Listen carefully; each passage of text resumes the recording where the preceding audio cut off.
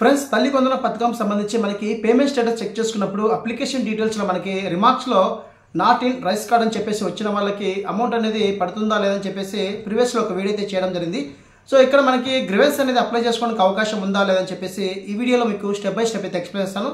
అలాగే మనకి తల్లి వందన పథకం అనేది జూన్ 12న రిలీజ్ చేయడం జరిగింది. అలాగే గ్రీవెన్స్లో పెట్టుకోవడం జరిగింది. కొంతమంది రాని వాళ్ళు కూడా గ్రీవెన్స్లో పెట్టుకోవడం జరిగింది.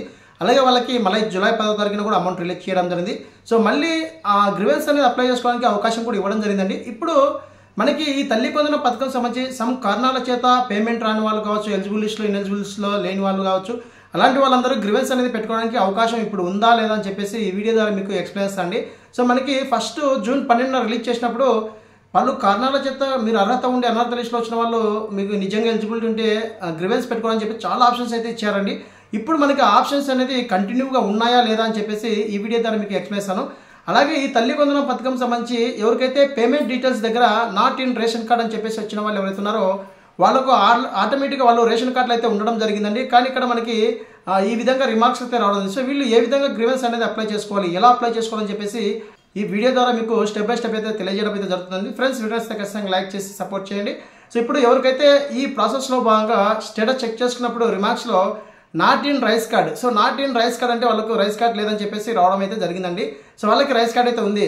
సో కొంతమంది ఇక్కడ రేషన్ కార్డులో యాడ్ చేసుకుంటారు, వాళ్ళకి గవర్నమెంట్ అనేది ఇష్యూ కార్డ్ అనేది ఇంకా చేయలేదు కాబట్టి ఆ డేట్ అనేది అప్డేట్ అయినదు. సో మీరు ఇప్పుడు ఏ విధంగా గ్రీవెన్స్ రైజ్ చేయాలి సచివాలయం అని చెప్పేసి ఈ వీడియో అనేది మీకు ఎక్స్ప్లెయిన్ చేస్తాను.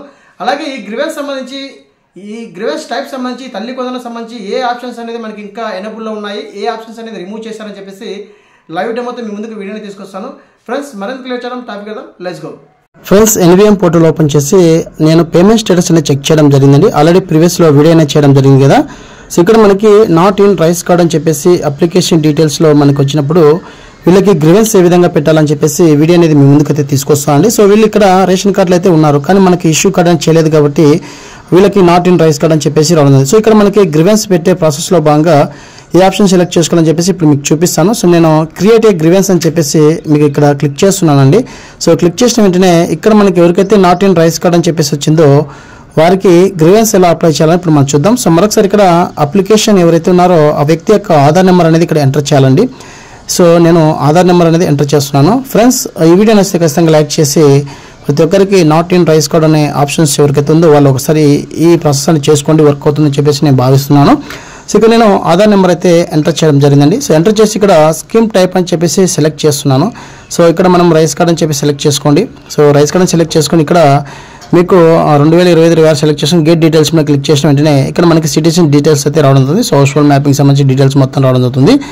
సో ఇక్కడ మనకి ఎలిజిబిలిటీ క్యాలిక్యులేటర్లో కూడా ఒకసారి చెక్ చేసుకోవాలండి సో మనం ఇప్పుడు గ్రీవెన్స్ అనేది రైట్ చేస్తున్నాం కాబట్టి సో ఇక్కడ నేను స్క్రోల్ చేస్తున్నాను. స్క్రోల్ చేసినట్టు మనకి ఇక్కడ గ్రీవెన్స్ టైప్ అని చెప్పేసి ఇదివరకు చాలా ఆప్షన్స్ అయితే ఇచ్చిన్నారండి. సో ఇప్పుడు మొత్తం ఆప్షన్స్ అనేది రిమూవ్ చేయడం జరిగింది. సో కొన్ని మాత్రమే మనకి ఇక్కడ అవైలబుల్గా ఇవ్వడం ఉంది. అవి ఏంటంటే ఇప్పుడు మనం చూద్దాం. సో గ్రీవెన్స్ టైప్ అయితే సెలెక్ట్ చేస్తున్నాను. సెలెక్ట్ చేసినట్టు ఇక్కడ కొన్ని ఆప్షన్స్ మాత్రమే మనకి ఇక్కడ ఎనేబుల్ చేయడం జరిగింది. సో అవి ఏంటంటే చూద్దాం ఇప్పుడు మనం. సో ఫస్ట్ ఆఫ్ ఆల్ ఒకటి payment, government employee, urban property, electricity సంబంధించి not having a rice card, అలాగే ఇన్కమ్ ట్యాక్స్, ల్యాండ్, 4 వీలర్ ఇవి మాత్రమే మనకి గ్రీవెన్స్ పెట్టుకోవడానికి అవకాశం ఉంది. సో మిగతావన్నీ పెట్టుకోవడానికి ఆప్షన్స్ అనేది రిమూవ్ చేయడం జరిగింది. అంటే మనకి తల్లి వందన పథకం అన్నప్పుడు మన యొక్క డేటా అనేది అమౌంట్ పడిన వాళ్ళకి ఏ విధంగా గ్రీవెన్స్ రైజ్ చేసుకోవాలని చెప్పేసి చాలా ఆప్షన్స్ అయితే ఉన్నాయి. సో అవన్నీ మొత్తం రిమూవ్ చేయడం జరిగిందండి.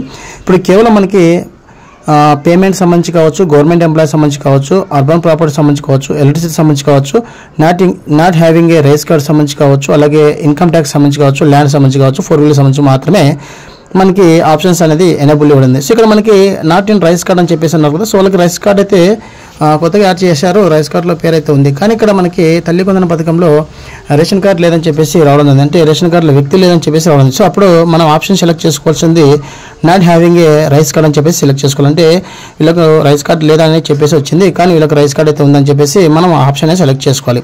సో సెలెక్ట్ చేసుకుని యాజ్ యూజువల్గా మనం ఇదివరకు ఏవైతే గ్రీవెన్స్ పెట్టామో అదే విధంగా ఉంటుంది ఇక్కడ మనకి.